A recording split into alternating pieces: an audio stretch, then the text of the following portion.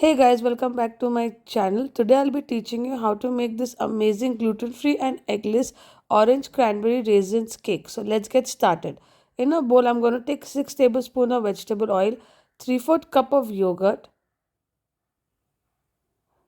and I'm going to add coconut sugar. You can add jaggery powder or castor sugar. Just mix it really well. For the yogurt, you could also take Greek yogurt if you like.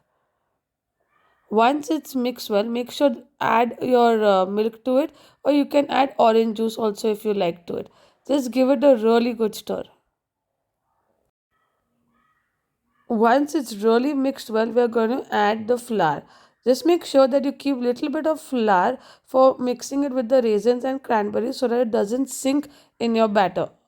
Or while the cake is made, you actually get good cranberry pieces and nothing is fallen in down the cake.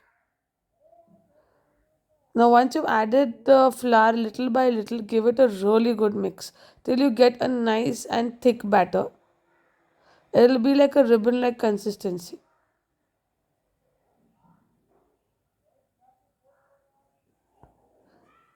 So, you can see how I'm adding a little bit of flour to the raisins and cranberries.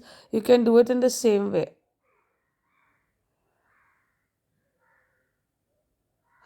Also, guys, while making this recipe, don't forget to like and subscribe my channel and also share your feedbacks if you want to learn any new different recipes also.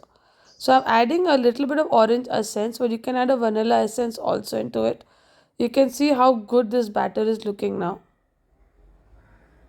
Now I've taken a bundt mold. You can take any regular mold. I've greased it also very well. For a bundt mold, it's very important to grease it and dust it with flour so that the cake comes out really well.